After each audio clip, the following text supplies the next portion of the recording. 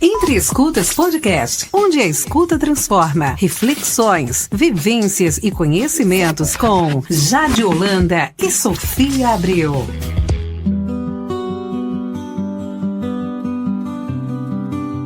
Oi pessoal, bem-vindos a mais um episódio do Entre Escutas Podcast. Hoje, no nosso 16º episódio, estamos muito felizes por iniciar esse ano com um episódio maravilhoso e um convidado melhor ainda. Então hoje nós vamos conversar sobre a sociedade da urgência, sobre essa cultura da pressa, sobre o impacto na saúde mental, nos vínculos, no desejo, no modo como nos relacionamos com o tempo, com os outros, com nós mesmos. Então, o que essa urgência que nós tanto buscamos tem a dizer sobre o mundo que vivemos, sobre nós, o que é que isso revela, o que é que expressa.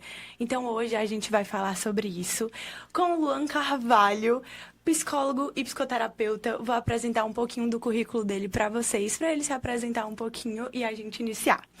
Mestre e doutorando em psicologia na Universidade de Fortaleza, vinculado ao Laboratório de Psicopatologia e Clínica Humanista Fenomenológica Afeto, psicólogo e psicoterapeuta, como eu disse, especialista em psicologia social e psicologia existencial, humanista e fenomenológica, supervisor clínico e do plantão psicológico Fratelli, experiência em plantão psicológico nos 3 níveis de atenção em saúde, fundador do Instituto Fratelli, inclusive tá cheio de grupo de estudos, formações, cursos, hein? Aproveitem. Dá uma olhadinha que tá com desconto também, certo, Luan? Tu confirma aqui.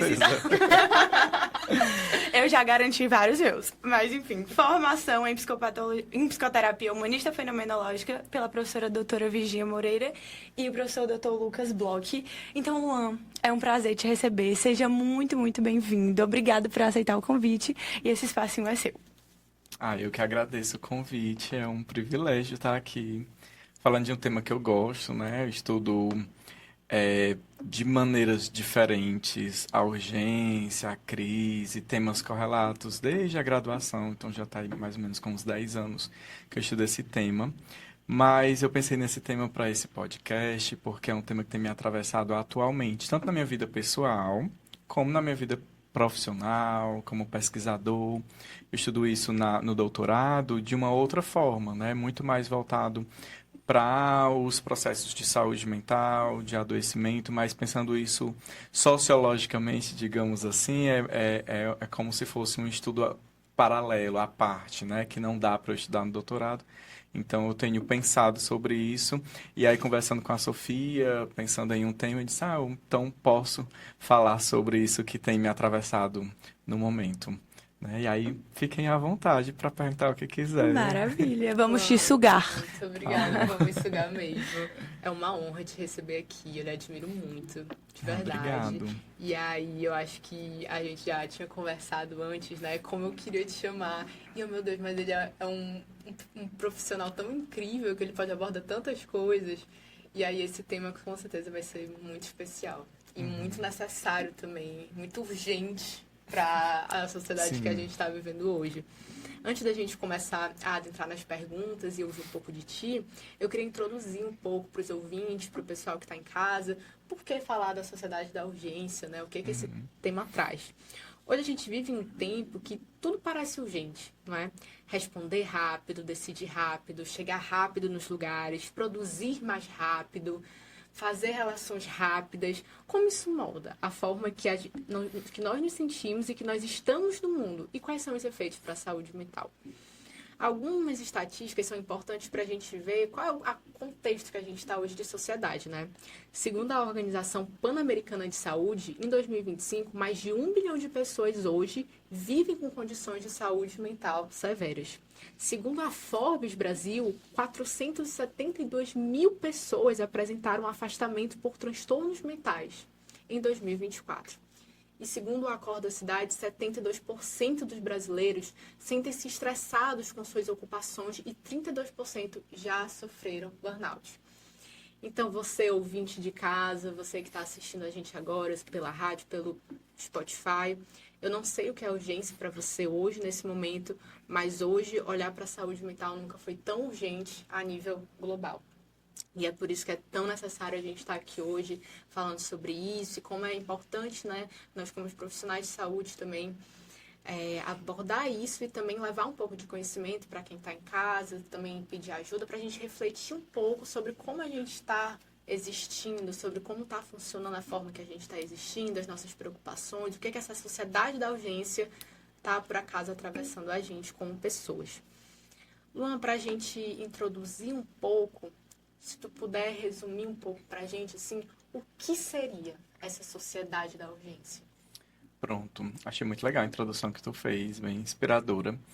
Sociedade da Urgência, eu posso dizer que é uma inspiração no que nós entendemos como sociedade do cansaço.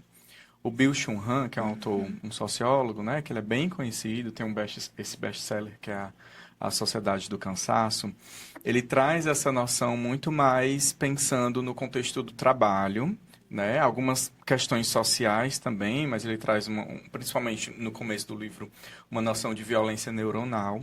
Eu acho bem interessante que ele começa dizendo que cada época, né, cada época tem suas próprias enfermidades.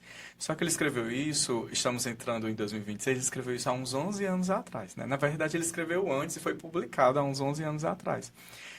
E em 10, 11 anos, muita coisa tem mudado, muita coisa tem se transformado, né? Nós temos visto a sociedade de outras formas, nós temos tido muitas transformações desde as redes sociais, que há 10 anos atrás eram uma coisa, hoje, além de serem outra coisa, significam outra coisa para as pessoas.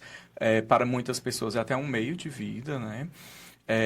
Inteligência artificial, que há 10 anos atrás era considerada, né, bem embrionária, e hoje nós já temos como parte do nosso cotidiano. Então, nós temos muitas mudanças sociais, políticas, tecnológicas que aconteceram em 10 anos e que eu tenho pensado, como eu disse no começo da minha fala, a partir da minha tese de doutorado, que fala sobre urgência psicológica, né? Mas as raízes dessa urgência psicológica que se dá no que o Byung-Chul Han traz, que cada sociedade, cada época tem as suas enfermidades, de uma enfermidade que tem surgido com mais força, com mais ênfase na atualidade. Então, se há 10 anos ou 15 anos nós tínhamos uma sociedade que, como o Byung-Chul Han traz, muito centrada no cansaço, muito centrada no excesso de positividade, na negação da negatividade, como ele traz, da dificuldade de assumirmos uma tristeza, de assumirmos uma falha, uma paralisação, os nossos limites humanos. Hoje, além disso se intensifica também essa urgência, né, em termos tudo eu não lembro agora como é o ditado popular, pronto e a hora, a mão e a hora, a tempo e a hora, né? Tudo tem que estar no nosso tempo, desde um fast food até uma fila que nós não suportamos esperar, até não sei, ir ao banco, que nós não fazemos mais, né? Nós queremos tudo o mais rápido possível nos aplicativos, até a velocidade da internet, até o Monjaro que nós tomamos para emagrecer mais rápido, porque não suportamos o processo. Então, os processos, eles têm deixado de existir.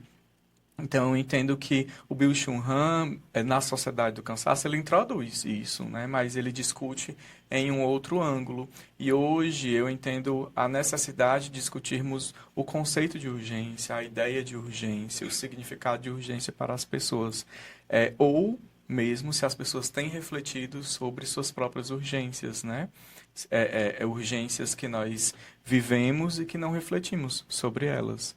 Não sei se fez sentido para vocês, mas é um pouco da minha angústia como pesquisador desse tema e que me faz pensar que isso é uma raiz de muitos processos psicopatológicos que já existiam há 10 anos atrás, mas que têm se tornado cada vez mais comum, cada vez mais até pandêmicos, digamos assim. Sim. Né? Como o próprio burnout, a ansiedade, a depressão, os dados que você apresentou aí no início da sua fala. Faz total mesmo. E eu penso que como a gente busca mesmo, né, essa urgência, essa pressa, e o quanto isso cada vez mais revela a nossa forma de existir mesmo, né? Perpassado com o passar dos anos, como você bem citou desse avanço da tecnologia, como as coisas estão em funcionamento hoje. E aí o Bush-Han também maravilhoso da sociedade do desempenho que ele traz também, né? Ele fala muito dessa hipercomunicação, hiperinformação, que a gente sempre cita nos episódios, porque tudo é super interligado, entrelaçado, mas de como os estímulos, né? E a gente vai abordar sobre isso mesmo, de quanto a gente está rodeado o tempo todo de muita coisa. Não tem como. Isso nos leva a ter esse modo de funcionamento. Então, é muito legal como você traz da gente observar as nossas urgências. Porque a gente vai sendo condicionado, seguindo isso a partir, né, de como está a nossa cultura atual. Mas é isso, é a pausa e é o se observar, a autopercepção e ver o que é que a gente pode reajustar em cima disso, né? Então, assim, a gente quer te ouvir dizer, quando você acha que o viver virou algo que precisa ser feito com pressa? É legal que tu traz, que se relaciona muito com a sua pergunta, porque eu penso que a urgência, hoje, a pressa, essa coisa acelerada, tem se tornado quase uma atitude natural, né? É parte do nosso cotidiano. Nós conversávamos antes de começar o podcast, né, sobre as agendas. E é muito comum que a gente já programe o nosso ano inteiro com um número muito alto de metas, de demandas. Tem uma coisa que eu acho muito interessante pensar, é que hoje é chique dizer que você não tem vaga na sua agenda, que você não tem tempo. Ah, hoje eu estou sem tempo. Ah, eu não tenho tempo. De você ter dificuldade de marcar encontro com seus amigos, né? De você ter que bater as agendas de 5 pessoas, que é o seu grupo de amigos. Isso é muito difícil. Mas, ao mesmo tempo, isso é muito chique. É muito complexo você dizer que você tem tempo. Ah, não estou sem fazer nada hoje. É constrangedor até. Isso é verdade. Esse mês eu estou bem tranquilo, não tenho quase nada para fazer. Isso é constrangedor. Ah, vou tirar um mês de férias. Geralmente, também tendo raiz nessa noção de sociedade do desempenho, né? As férias, elas não são vividas, né? Eu até vinha pensando no carro, enquanto vinha para cá, o que significa férias para nós hoje, né? Então, em que momento eu não sei, mas vem se tornando paulatinamente muito mais comum nós vivermos acelerados. Desde o WhatsApp, que nós colocamos na velocidade 2, né? E os vídeos de cursos que nós assistimos sempre em velocidade 1,5 ou 2. Talvez esse podcast que você está assistindo aí na velocidade 1,5 ou 2, porque você não suporta esperar o tempo da minha fala, o tempo da fala da Jade, da Sofia.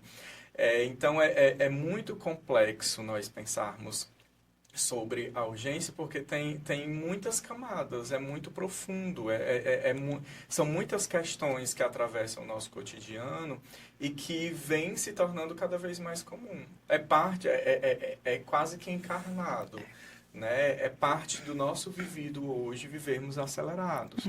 Então, quando eu cheguei aqui, vocês perguntaram, como foi vir até aqui? Foi 50 minutos.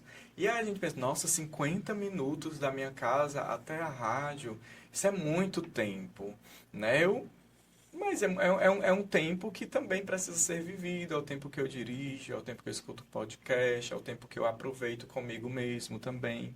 Então, nós temos dificuldade hoje de desacelerar, né? Tanto que se não tem câmeras na estrada, a gente acelera, que a gente quer chegar mais rápido. A gente não respeita, por exemplo, o estudo que foi feito para que naquela estrada fosse permitido apenas 60 por hora. Né? Nós aceleramos porque não tem ninguém nos vigiando. Então, se não tem uma câmera, a gente acelera porque chegar mais rápido é o objetivo.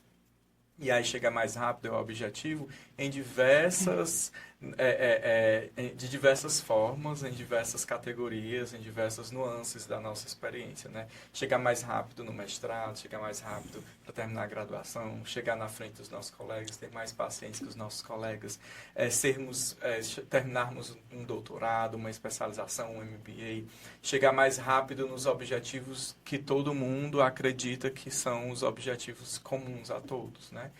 Mas o que que significa chegar mais rápido? Por que que a gente quer chegar mais rápido? Que tempo é esse que nós não conseguimos experimentar, né? É um tempo cronológico que é muito acelerado, mas o tempo vivido fica muitas vezes em stand-by e a gente não consegue, né? Como você disse, Jade, não consegue olhar para a nossa própria urgência. Eu estava fazendo um exercício que eu faço muito com minhas pacientes, acho que estou falando muito, né? Sei que vocês têm outras Tá perguntas, agregando né? Mas horrores. eu faço um exercício com minhas pacientes, durante a terapia, às vezes quando eu percebo que elas estão muito aceleradas, eu peço para a gente parar e elas ficarem, e nós dois ficarmos em silêncio, ou ficarmos sem fazer nada. Eu pergunto, como é que está sendo? Ela, ai, Lu, muito chato, eu quero falar, quero falar. Eles, não, a gente fala já. Principalmente quando eu percebo que elas estão muito aceleradas. E eu peço para relaxar também. Às vezes eu vou lavar a louça e eu percebo que eu estou ali com pressa, mas com pressa de quê?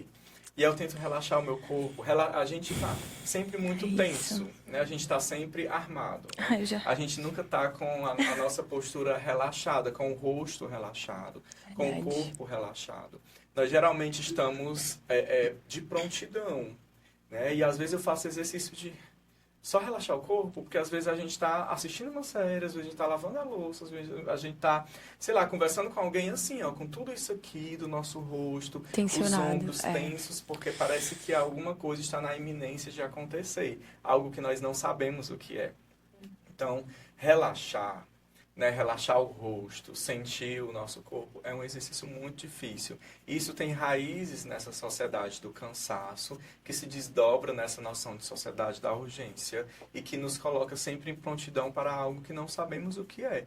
E refletir sobre isso, observar o nosso corpo, sentir nossas experiências, o nosso corpo, o nosso mundo, né, é um exercício que vai na contramão dessa sociedade que nos coloca em prontidão o tempo todo, né? Tem que acontecer logo, ou algo vai acontecer agora, ou daqui a pouco. E a gente não sabe o que é, né? Então estamos sempre na iminência de alguma coisa e não conseguimos viver o presente, né? Relaxar no presente.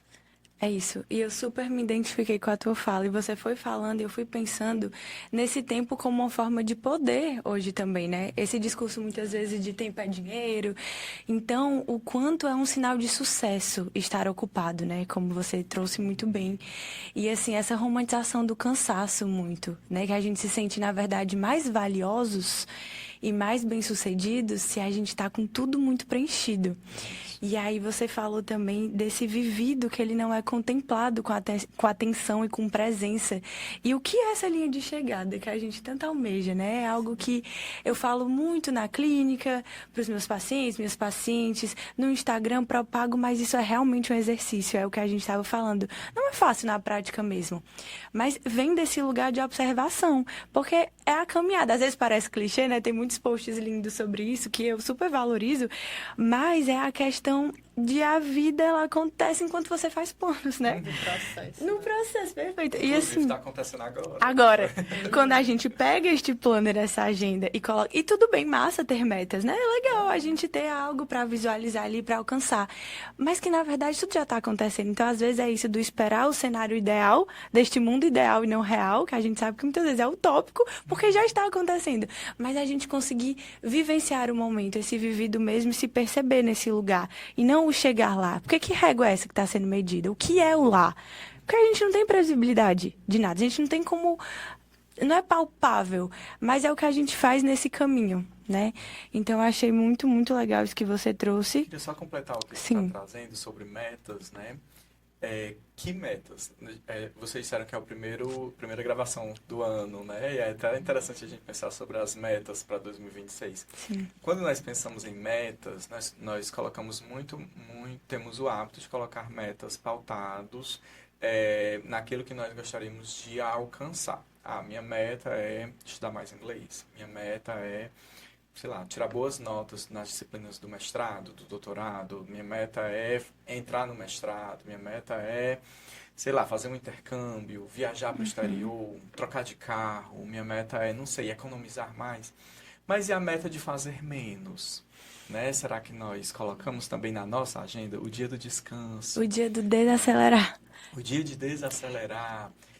Aquela meta de, esse dia é um dia para eu ficar sem fazer nada. E às vezes nós nos pegamos colocando coisas no nosso nada, né? Então, no ano passado, eu vivi um desaceleramento muito forte na minha vida, né? De 2024 para trás, em mais ou menos uns 10 a 15 anos, eu vivi ininterruptamente, sem férias, né? Sempre trabalhando muito. Teve um período que eu trabalhava quase 80 horas semanais, né? Eu estava na clínica, dava supervisão, coordenava um curso de psicologia, e dava aula, e tinha a Fratelli, e eu trabalhava de domingo a domingo. E aí, em terapia, eu resolvi desacelerar, né? E foi muito angustiante o ano posterior a essa decisão, que eu saí de várias coisas. Fiquei na minha pesquisa, diminuí o número de atendimentos, né? Fui tentando desacelerar. Eu me pegava por momentos, me sentindo culpado nos dias que eu tinha mais tempo. Que diz, como é que eu tô tendo tanto tempo assim? Isso é estranho. E em alguns momentos, quando eu estava fazendo algumas atividades, eu tinha a sensação de que era para eu estar fazendo mais coisas. Ou que tinham mensagens no meu celular que eu não tinha respondido. Até ter aquele delay de 2 a 5 segundos de eu pensar, não tem ninguém no WhatsApp falando comigo. Ou aqui é o lugar que eu precisava estar. Então, foi quase que um ano de abstinência desse tempo acelerado que eu vivia. Um tempo muito acelerado, onde as coisas eram muito para agora, né?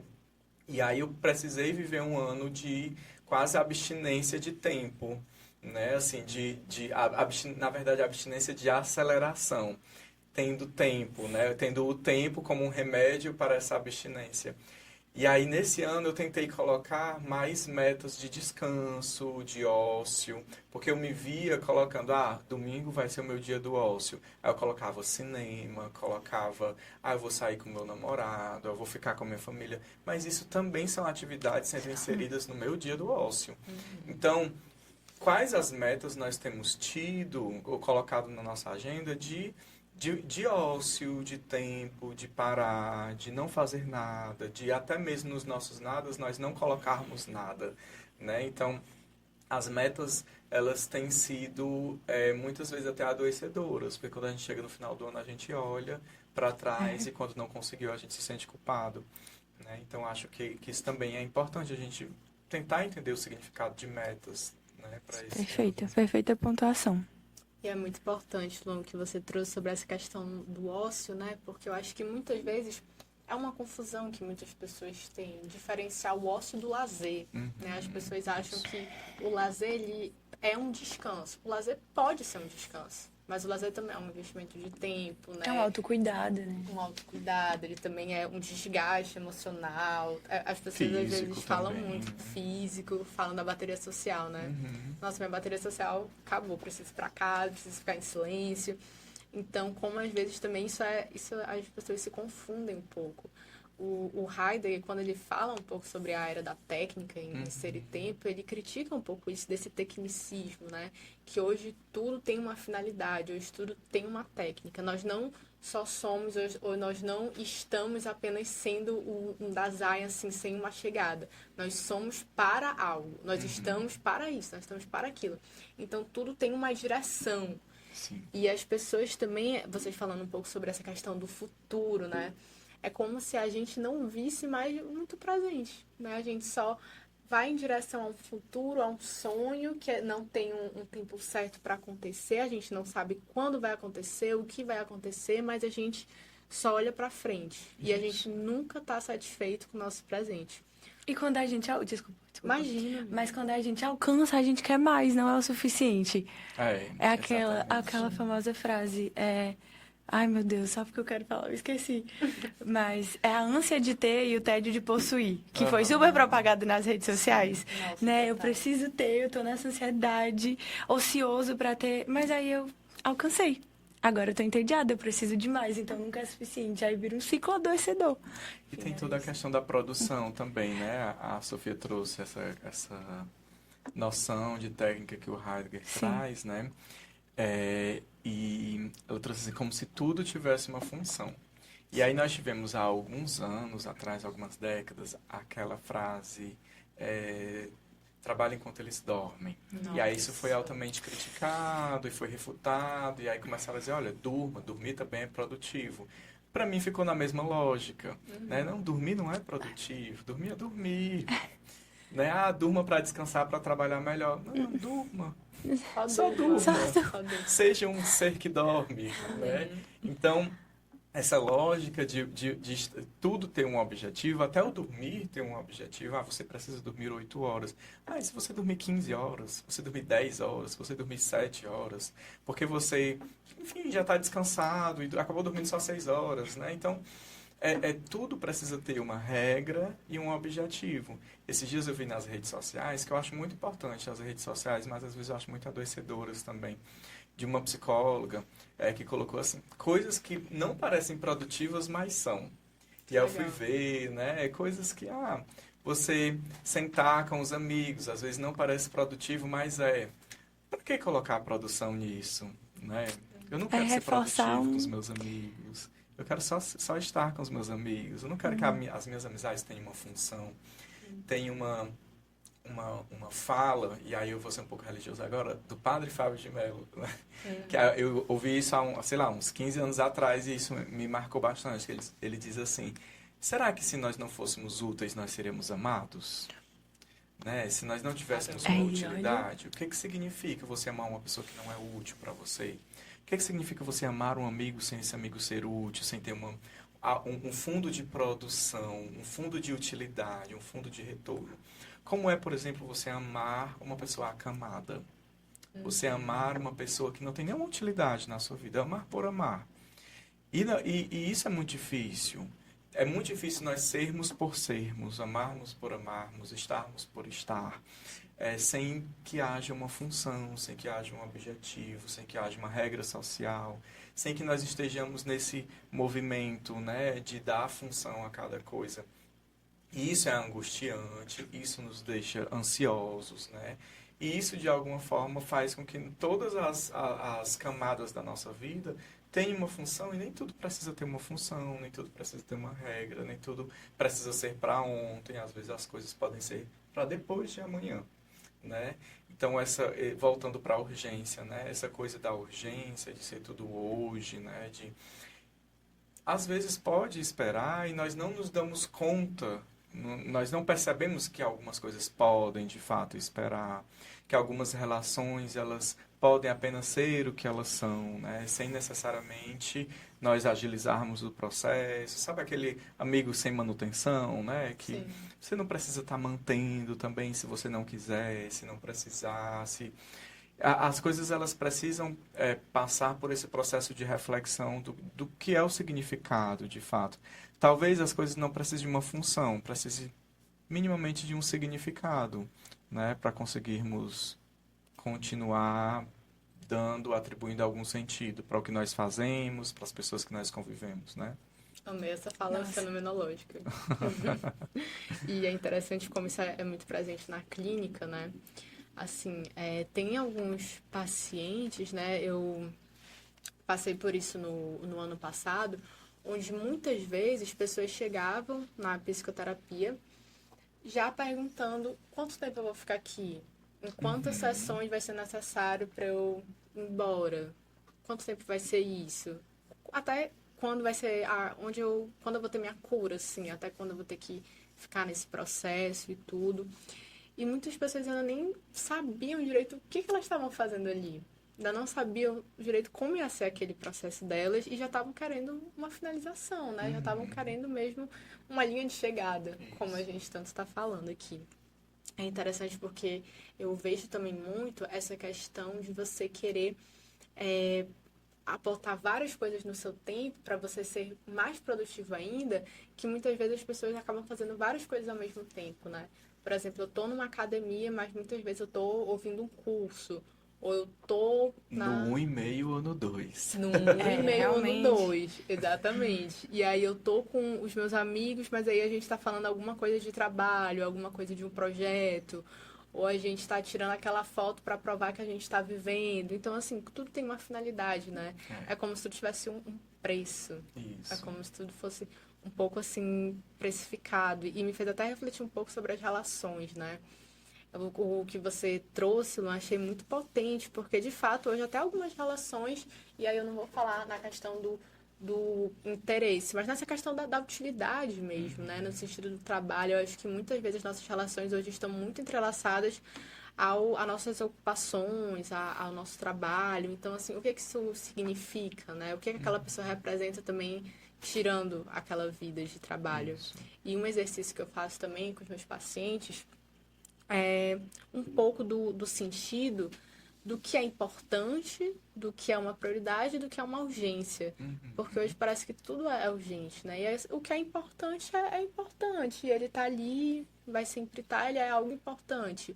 Uma prioridade é uma prioridade, mas não é uma urgência, né? Uma urgência pode ser uma prioridade ou não. Então, assim, como é interessante a gente realmente falar sobre esse sentido, né, para os nossos pacientes, mesmo esse significado. Porque hoje parece que está tudo emaranhado. E as nossas prioridades também se confundem com as prioridades do outro, né? Chega esse final de ano, a gente vai pra praia, vê todo mundo ali no shape, todo mundo treinado. E aí eu entrei nesse processo agora no final do ano, né?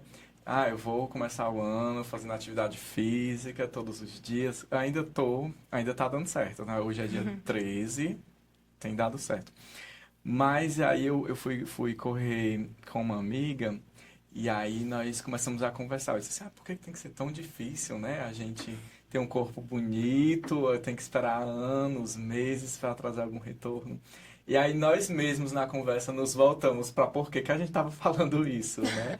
E aí diz, não, mas é o processo, né? A gente não vai...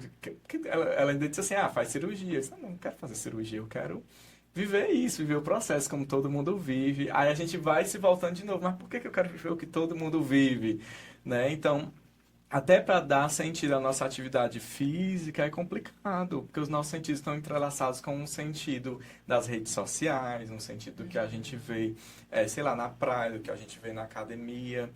E o que eu tenho percebido, né, dessa coisa da autoimagem é uma urgência muito grande. E o Mounjaro, e tem outro medicamento, Ozempic, né? Que é um Ozempic mesmo, não, Pois né?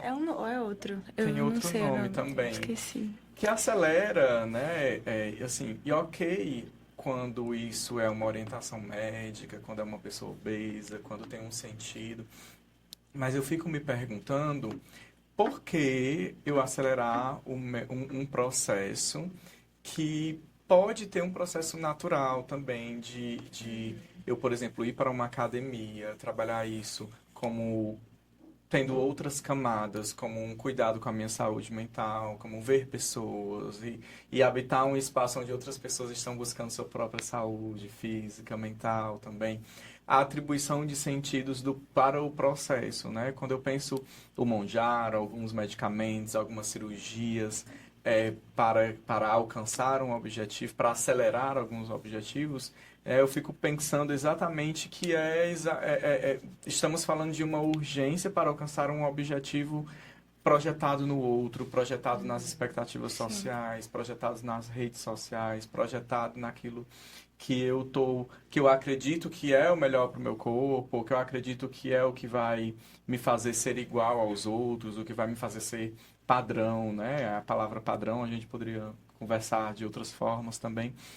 Mas é uma urgência, né, de ser o que o outro está sendo, de alcançar o que os outros estão alcançando, de competir, né, com o meu corpo, de competir com o que eu faço e como nós trouxemos, né, que linha de chegada é essa, né, essa aceleração dos processos não nos faz curtir o caminho, não nos faz curtir a dor, né? Não nos faz curtir o processo, o cansaço de fazer uma esteira, o cansaço de, sei lá, ir correr na rua.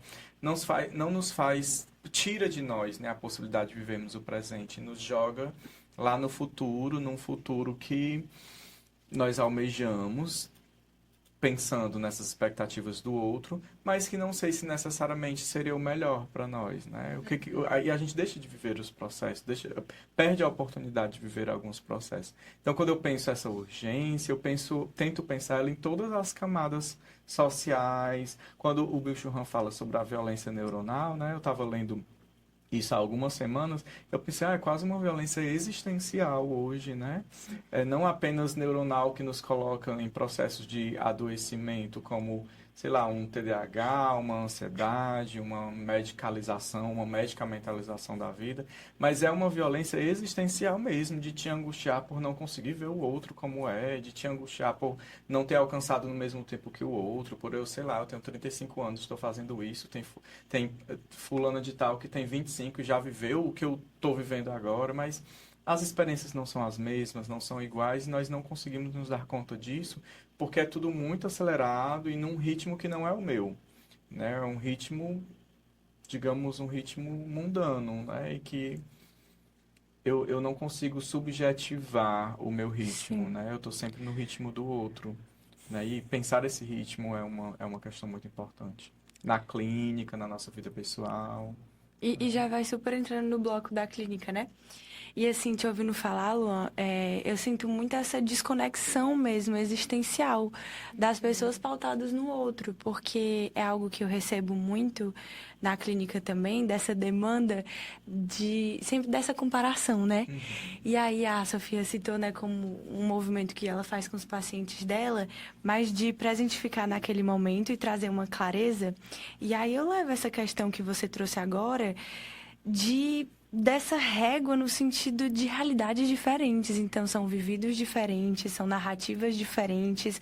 Então, trazer esse questionamento, assim, para clarificar um pouco de que, mas como você vai alcançar isso se você não é essa pessoa? Se você não vive isso, se você é constituído de uma outra forma. Você tem a sua subjetividade, particularidades, histórico, entende? Então, assim, é realmente a gente se validar pelo olhar do outro e que, na verdade, se a gente acessasse o que o outro vive, saberia que não é aquele mar de rosas. Mas é difícil, porque é mais fácil, né? A grama do vizinho é mais verde. Então, quando você vê algo que está externo e separado de você, claro que vai ser mais confortável do que você que acessa e vive, sente e sofre. E aí você está falando, antes disso, que eu achei tão lindo, essa questão, eu queria entrar rapidamente das relações mesmo, que você disse, porque a gente não ama por amar. A gente vive as relações do jeito que elas são, que elas estão se configurando naquele momento. É quase um, tá, vamos ver o que dá. E isso é difícil hoje, esse exercício do vamos ver o que dá. Porque hoje a gente é muito intolerante ao erro e à imperfeição do outro. Então a gente visualiza e deslumbra um relacionamento que também vem nas redes sociais, que é muito fantasioso. Então a gente quer isso, a gente almeja isso, mas a gente já quer chegar lá e eu quero chegar lá. É abandonar o processo, é não vivenciar, e isso vai ter reflexo. Então, isso até nas relações. E é um exercício que eu levo para mim mesmo, né? De viver isso do jeito que está fluindo agora. O outro é o outro. Ele não vai se preencher nas gavetas que eu quero, porque eu também não vou para ele. Então, assim, quais os contornos que são feitos? Eu acredito que para vocês também aparece muito consultório, questões de relacionamentos românticos, amorosos, pelo menos é o que mais chega, e como a gente trouxe muitos outros episódios também, mas como a gente está se relacionando hoje. Então é isso, eu acho que nós como clínicos, são os contornos que a gente dá.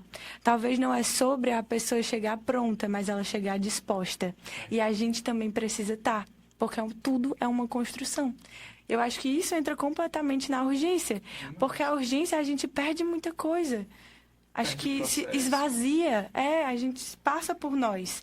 E aí, se a gente está mais atento e fazendo esse exercício, a gente se permite dar essa construção. E isso que é valioso, isso eu acho que está aí, a beleza está aí, sabe? Então, Achei interessante essa coisa das relações amorosas, né? Eu tenho pacientes mulheres, né? Na verdade, eu só tenho hoje pacientes mulheres. E aparece muito essa questão, Luan, não deu certo de novo, né? E quando começa um relacionamento, em uma semana, já tem muitas expectativas, né? Já tá amando, já tá querendo ser amado, já tá querendo ouvir um eu te amo, já tá querendo falar um eu te amo. E é muito difícil, muitas vezes, manejar essa ansiedade, não falando numa perspectiva patológica, né? Mas essa urgência que a pessoa tem em amar e ser amada, mas que se nós nos aprofundarmos nessa história, não é sobre amar e ser amado, é sobre viver o que os outros estão postando nas redes sociais, de um relacionamento sólido, bonito, construção de família, aquela coisa padronizada que eu tenho pressa também de viver, né? Eu tenho pressa de alcançar, de ter meu namorado, a minha namorada, de noivar na Torre Eiffel, de noivar no Cristo Redentor e de ter uma coisa como as outras pessoas estão tendo, né? E que vai nos colocando nessa, não vou falar ansiedade, mas nessa ânsia, né? De viver logo o que todo mundo está vivendo e que eu também quero, né? Eu lembro que o meu relacionamento hoje, ele tem 6 anos, né? Vai fazer 6 anos. E eu lembro que quando a gente começou a namorar, eu tinha essa ansiedade eu sou muito metódico, então eu queria dar logo nomes. E o meu noivo, ele é muito diferente de mim. Ele escuta tudo no 1, né? Ele não escuta no 1,5, no 2, inclusive ele me critica bastante. Mas hoje eu brinquei com ele que ele estava tomando café da manhã em pé, porque estava estressado. Disse, você não pode mais me criticar também, né? E eu lembro que no começo, nós ficamos 4 meses sem dar rótulo a nada. E nós não tivemos um momento de dizer, quer namorar comigo? Isso só de aconteceu. definir, E a gente disse, então vamos escolher uma data para comemorar, porque nós não tivemos esse momento, né? E aí eu lembro que ele me ensinou uma coisa, e aí voltando àquela coisa do amar, né, que tu trouxe. E a primeira vez que eu disse pra ele, eu te amo, ele não me respondeu. Ele disse, que fofo, me deu um abraço e tudo. E eu fiquei... Como assim? E aí passou o resto do dia, ele incomodado. E é isso. E eu disse assim, é isso, é só isso. E aí eu disse assim, tu não vai dizer também que me ama, não? Aí ele, eu preciso responder? Não foi tu que quis dizer que me amava? É pra eu responder quando tu me diz? Ou tu disse porque tu queria me dizer? E ele não é psicólogo, né? Tá se formando psicologia, eu que sou psicólogo. Eu disse, nossa, quando eu digo eu te amo, não precisa ser pra eu ouvir eu também te amo. Né? Quando eu digo eu te amo é porque eu quero dizer eu te amo. Se a pessoa disser, ela também precisa estar querendo dizer isso. Então precisa ter maturidade para esperar o tempo do amor do outro também, para entender o que é o meu amor, que o meu amor nem sempre ele está na mesma intensidade, no mesmo tempo, da mesma forma, com as mesmas palavras, do mesmo jeito. E eu preciso aprender a amar sem necessariamente ter a resposta do amor de volta. Né? Claro que é muito bom você dizer eu te amo e receber eu também te amo. Né? Mas quando eu me motivo a dizer, Sofia, eu te amo. Né? Mas não é... Eu não preciso esperar que a Sofia me diga de volta. Mas o comum da sociedade, né? O correto, o que é imposto, o que é visto, é que quando eu digo eu te amo, eu recebo um eu também te amo. Mas as relações são tão próprias, precisam ser tão próprias, tão subjetivas, que não precisam ser iguais às demais, né? Então, se eu digo eu te amo, eu posso ou não receber um eu te amo de volta, né? O importante é que eu saiba por que eu estou dizendo que eu amo a Sofia, né? Eu estou dizendo porque eu amo, né? Agora, se a Sofia me ama, ela pode me dizer ou não agora também, né? Ela pode me dizer em um outro momento onde ela também queira dizer que me ama, né? Então, quando eu penso sobre esses processos acelerados, esses processos ansiogênicos, essas ânsias de viver as coisas, né? De viver... E aí a gente consegue fazer uma lista imensa, né? Que às vezes até foge, né? Quando a gente está falando sobre isso. Mas quando eu penso tudo isso, sempre me angustia porque me dá vontade de pensar, poxa, vamos parar e viver mais devagar, né? Viver em um outro tempo, em um outro ritmo. E é meio irônico eu dizer isso, quem é meu amigo sabe que eu sempre fui muito acelerado. Isso tem sido um movimento bem atual, bem contemporâneo, de eu tentar viver as coisas com mais paciência, né? De colocar menos coisas no meu dia para conseguir tomar banho com mais tempo, conseguir tomar café da manhã sentado, conseguir chegar cedo ou me atrasar porque eu quis atrasar, né? Então, isso tem sido um movimento contra a maré, né? Eu acho que é até uma estratégia clínica, né? É até uma estratégia que nós podemos nos utilizar para irmos na contramão da sociedade da urgência. É tentarmos minimamente viver o presente. E, gente, isso é tão óbvio e tão clichê, mas é tão difícil. É tão difícil. Para mim tem sido um processo já de mais de um ano tentando. Né? E que ainda não consegui, de certa forma, né? Como eu gostaria. Mas é muito difícil. Mas é mesmo. Isso de respeitar o tempo do outro, né? Até como a produtividade afetiva, acho que você me traz, né? Como até performar isso precisa ser urgente, porque senão como assim eu vou ser validado se eu não tô sendo... Se não respondem o meu eu te amo? Então a pessoa não sente nada por mim, porque, como, sabe, essa nomenclatura... Não tô sendo bom, então, o suficiente. E é uma rigidez tão grande que aprisiona, né? E justamente não dá espaço para viver e desfrutar e deixar florescer essa relação de um jeito saudável, Isso. né? É tão interessante que a gente está conversando aqui, porque a gente está conversando sobre relações de poder, sobre positividade tóxica, sobre comparação, expectativas, a queda da meritocracia. A gente já falou de tanta coisa aqui importante, né? Como essa sociedade da urgência está atrelada a tudo. Tá urgente. Tá urgente né? falar sobre isso, né? Luan, a gente queria entrar um pouco sobre a importância da clínica, né? Também nesse espaço tão precioso que está tão urgente. Você acredita que a clínica é um espaço de desobediência ao tempo imposto? Acredito. Eu trabalho com essa clínica da urgência, né? Para quem tá me vendo, tô fazendo aspas assim. Há um tempo, né? E às vezes eu ficava parando para pensar, por exemplo, o plantão psicológico, né? Que é uma modalidade clínica que nasceu para atender as demandas de urgência, né? Tem um professor da UFC, que é o Emanuel Meirelles, que ele faz uma relação do plantão psicológico com a sociedade do cansaço, né? Eu acho super interessante. Muitas pessoas vão chegar no nosso consultório de clínica regular mesmo, ou no próprio plantão psicológico, com demandas de urgência psicológica, e isso está um pouco na minha tese, que não necessariamente são adoecimentos, né? Mas é essa aceleração do cotidiano que move as pessoas a se sentirem mal, a se sentirem ansiosas, a se sentirem angustiadas, a sentirem que não estão dando conta de existir, né? E às vezes isso leva até a, sei lá, demandas de querer retirar a própria vida e tudo mais. Mas não dar conta do existir é uma questão importante, porque se nós falamos de uma sociedade onde eu preciso ser uma pessoa que faz muitas coisas, né, multitarefa, e que sabe muitas coisas, que dá conta de muitas coisas, e quando eu não dou conta disso, isso aparece muito em discursos de mulheres, né, principalmente no plantão, quando eu não dou conta disso, eu sinto que eu não estou dando conta de viver, não estou dando conta de existir. Quando eu não dou conta dos meus filhos, do meu trabalho, do meu estudo, da minha família, de fazer comida, de, sei lá, da casa, de fazer tantas coisas, né? E ainda tem um cachorro, aí tenho que malhar, aí tenho que ser uma mulher na sociedade, que eu tenho que ser inteligente, eu tenho que...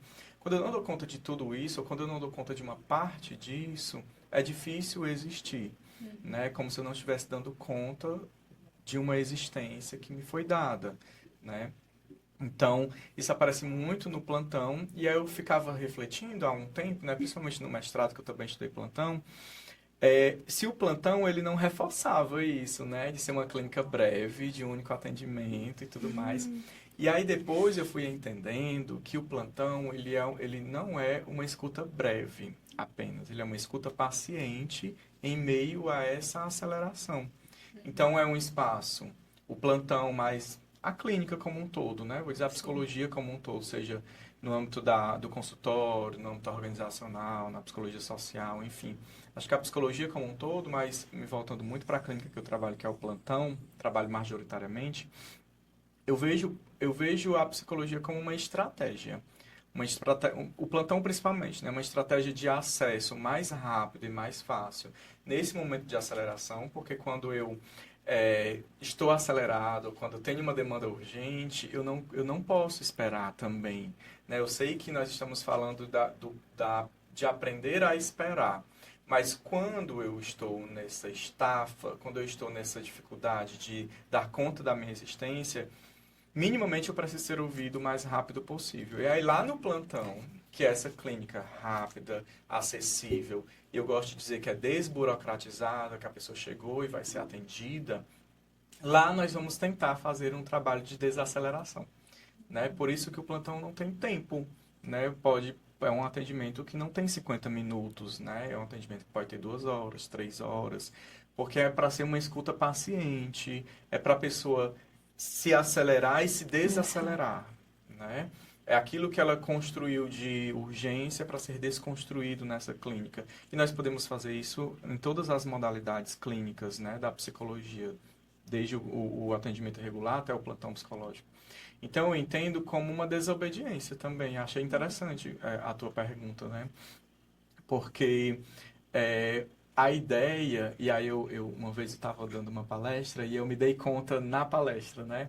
Porque na psicologia nós usamos muito os dois termos, cliente e paciente. Aí quem fala cliente tem uma crítica ao termo paciente. Quem fala paciente tem uma crítica ao termo cliente, porque o termo cliente às vezes é muito mercadológico e o termo paciente é muito biocentrado, né?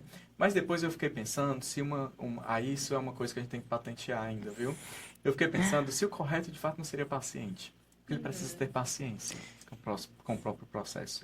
E o Carl Rogers traz ele fala de uma relação de pessoa para pessoa, mas como essas pessoas estão? Talvez fosse interessante pensar uma relação de paciente para paciente, de um terapeuta que vive também uma paciência terapêutica para uma pessoa que também precisa viver uma paciência terapêutica. Então, ressignificar o termo paciente, né? De pensar que o processo da clínica é para ser um processo de muita paciência, um processo de tempo, né? Um espaço de temporalidade mais desacelerada, de paciência, de presentificação, de um cuidado devagar mesmo, porque hoje os cuidados, até os cuidados têm sido acelerados, como eu sinto uma dor de cabeça, eu tenho um medicamento específico para isso. Eu fui correr esses dias, eu tô falando muito da minha vida fitness, né? De Mas atleta. o meu noivo, ele já faz isso há um tempo. Então, ele corre mais fácil do que eu. Então, ele disse assim, vamos fazer 5 quilômetros. Eu não sabia que 5 quilômetros era tão difícil, né? Quando eu terminei, eu não conseguia andar. Minhas coxas os músculos estavam doendo muito. E da beira-mar até o carro, eu fui quase me arrastando. Porque quando eu parei, meus músculos sentiram. Caramba. E aí eu disse assim, amor, por favor, vai na farmácia e compra um relaxante muscular para eu tomar no carro. Uhum. E aí ele comprou e não queria me dar, né? Aí eu disse, por que tu não quer que eu tome? Aí ele disse assim, porque você precisa viver a dor dos seus músculos, porque isso faz parte do processo de aprender a correr. Né? Então, tente sentir a dor, né? Tente não tomar o remédio. E eu não resisti, tomei, né? Porque estava doendo muito. Mas no outro dia, estava doendo só um pouquinho. E eu fiquei, poxa, é parte do processo mesmo, já não está mais doendo, né? E eu podia chegar em casa, deitar e relaxar e não sentir as minhas pernas, né? Sentindo tanta dor. Então, quando eu penso tudo isso, né? Eu penso muito na clínica, que doer é necessário também. Doer faz parte do processo. Sentir, né? E às vezes medicamentalizar, né? Porque é diferente medicalizar de medicamentalizar, né? Dar medicamentos a uma dor que é existencial, a uma dor que precisa ser sentida, é anestesiar uma experiência, né? Talvez não fosse tão grave eu tomar um relaxante muscular e anestesiar a minha dor nas pernas, né? Mas é grave eu anestesiar uma angústia, eu anestesiar uma experiência de ansiedade, eu anestesiar uma experiência que precisa de tempo, precisa de paciência. Então, eu acredito muito, sim, nessa coisa da desobediência, desse movimento urgente que nós vivemos, que precisa acontecer na clínica. A clínica é para ser um lugar de desobedecer essa urgência que nos adoece também, né? Eu fiquei me lembrando tanto da psicopatologia fenomenológica, Sim. porque eu acho que a psicopatologia fenomenológica, ela ocupa esse lugar muito crítico também. Ela é a favor da medicamentalização, né, em situações graves, situações, né, assim, singulares, eu diria, mas ela também é crítica para esse anestesiamento da experiência. E eu fiquei lembrando um pouco dos estudos sobre esquizofrenia, né? E aí, claro, isso acho que seria um episódio todo voltado para isso. Mas, resumindo aqui bem pouco, como muitas vezes o grande objetivo de alguns profissionais é sedar aqueles sintomas, né? onde os sintomas são aquele problema, onde os sintomas são aquilo que geram sofrimentos. Mas quando, na verdade, dentro desse processo, né, psicoterapêutico, de um caso de esquizofrenia, de um caso de alucinação, como o mais importante do que você anestesiar esses sintomas é você perceber e a pessoa se perceber como é o que é que aquilo representa na vida dela. Sim. Conversar com as alucinações, conversar com as vozes, como é que ela sente aquilo, né? O vilão é aquilo, né? Qual é o significado daquilo na vida dela? E muitas vezes a gente vê hoje uma ação muito biomédica, eu diria também, que infelizmente vou falar algo pesado, mas assim, que lembra um pouco também os manicômios de você realmente sedar toda e qualquer experiência, né? E aí é importante também lembrar um pouco dessa luta antimanicomial também, que representa um pouco também essa valorização da experiência, né? Nesses casos graves, mas em todos os casos. Eu fui aqui para outro lado, mas... Estamos também em uma luta anti-medicamentalização. Exatamente, exatamente. E como isso impede desse paciente desenvolver autonomia, né? Recursos internos para enfrentar aquilo ali. Porque se toda vez for mascarada, perdeu todo o protagonismo de vida. E nós perdemos a capacidade de sentir tristeza, exato. Sentir dor, de sentir raiva. E a gente precisa... Para tudo tem um medicamento, para tudo tem, né? Tudo tem uma solução. Um diagnóstico. Então, é por isso que eu gostei muito da palavra desobediência, né? Porque a gente precisa desobedecer isso. Precisa ir na contramão disso. E todas essas questões nos colocam na urgência de apagar. Né? Tudo isso que a gente vive, a gente se coloca na urgência de extirpar. Então, viver com paciência, viver o tédio, viver a dor, viver as angústias, é parte de ser, de existir, de viver. Né? Então, acho que talvez a sociedade da urgência, ela é justamente um sintoma, ou ela é justamente, como eu posso dizer, ela está justamente, ela é o contrário de viver. Ela é o contrário de experimentar, é o contrário de experienciar. Né? Quando nós não queremos experienciar uma espera, a gente reclama no iFood, ou a gente briga numa fila, ou a gente não consegue esperar. Né? Isso vai na contramão de viver, porque viver é esperar. Né? Viver é esperar o tempo passar também, né? Até que chegue a morte. Então, viver é também esperar. E a gente não sabe esperar, então, consequentemente, não estamos vivendo se a gente não espera. Forte. Perfeito. Eu lembrei também de a Jut, né? Ela é perfeita. Ela é uma influência assim, maravilhosa que fala sobre temas importantíssimos da filosofia, né? Do existencialismo. Mas uma vez ela estava numa entrevista e perguntaram para ela o que é a vida. O famoso vídeo que todo mundo já deve ter visto. Que esse programa sempre pergunta para todos os convidados: o que é a vida? Pedro Bial, maravilhoso. Talvez a vida é esperar, né? E aí, não é? E ela falou que a vida, que o viver é tentar se distrair ao máximo para não lembrar que vai morrer. Porque é a única certeza que a gente tem.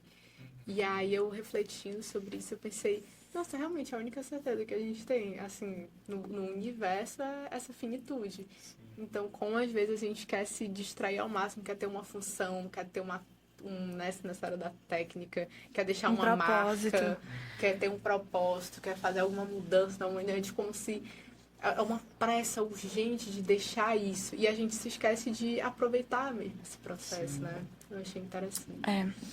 E assim, Luan, pra gente ir fechando, eu na verdade queria muito te ouvir, a gente acabou adentrando, mas eu queria muito te ouvir sobre a sociedade da urgência relacionada com a psicopatologia mesmo, com os transtornos mentais. Aí se puder falar um pouquinho sobre isso e já fechar fazendo esse convite, né, de quem está... Que convite você faria hoje para quem está exausto de viver com pressa? Aí para você fechar. Pronto.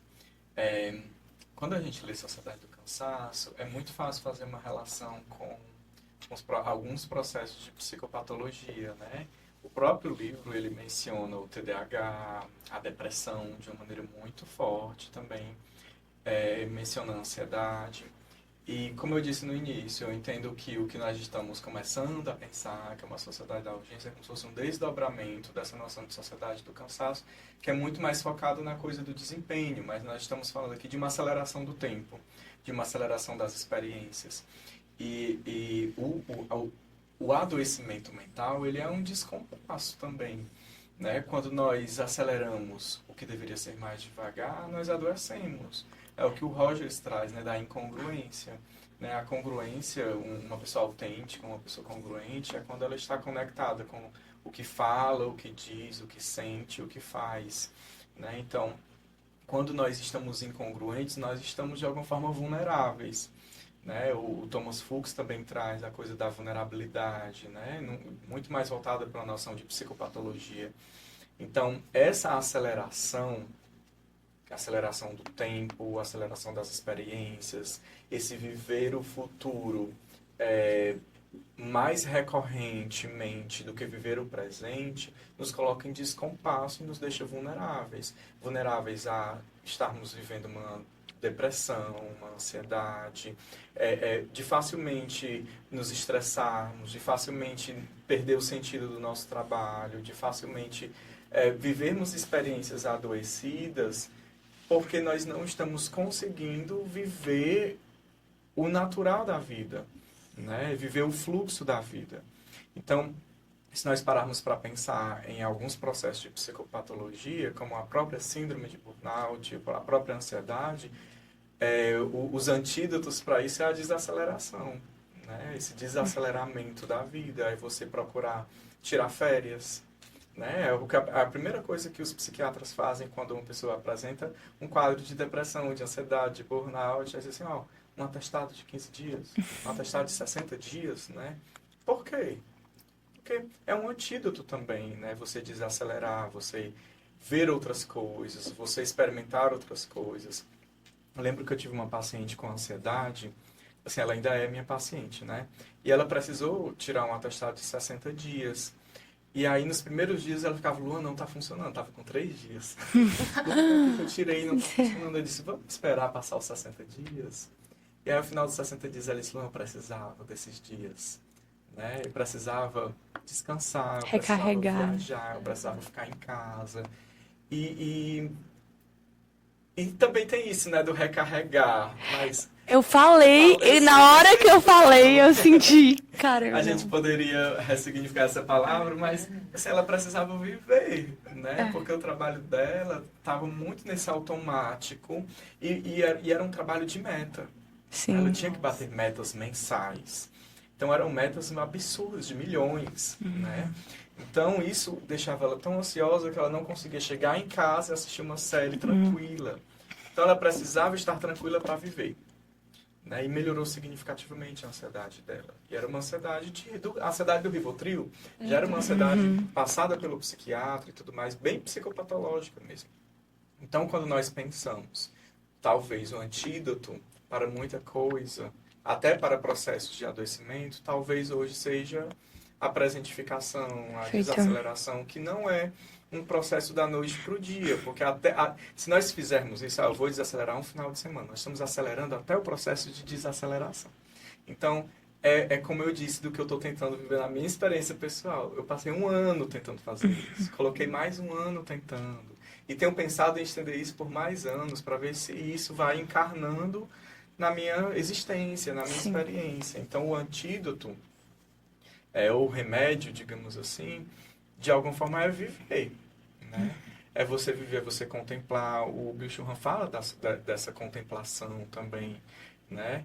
E claro que nós sucumbimos, porque é necessário trabalhar, é necessário dar conta do tempo, é necessário a gente dar conta das metas e tudo mais.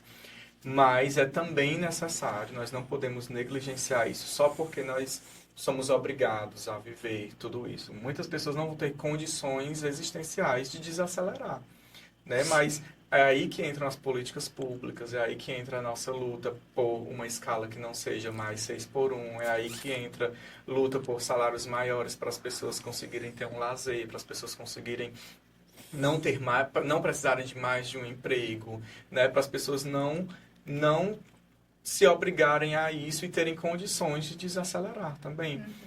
Tem estudos de alguns países, por exemplo, que se trabalha 4 vezes na semana, né?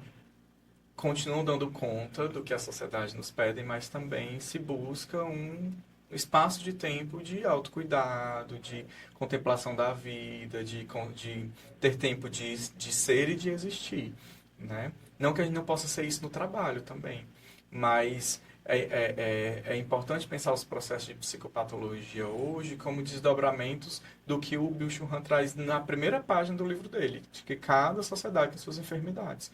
E os processos de psicopatologia que nós estamos vendo hoje estão muito enraizados nessas experiências urgentes, nessas experiências aceleradas, de futuro, de exacerbação de vivência num futuro que reverbera em dor, sofrimento, angústia, ansiedade, depressão, estafa mental, né? Tudo isso. Não sei se faz sentido para Faz vocês, demais. se vocês... E já deixou a mensagem. Do antídoto, né? Não, é isso.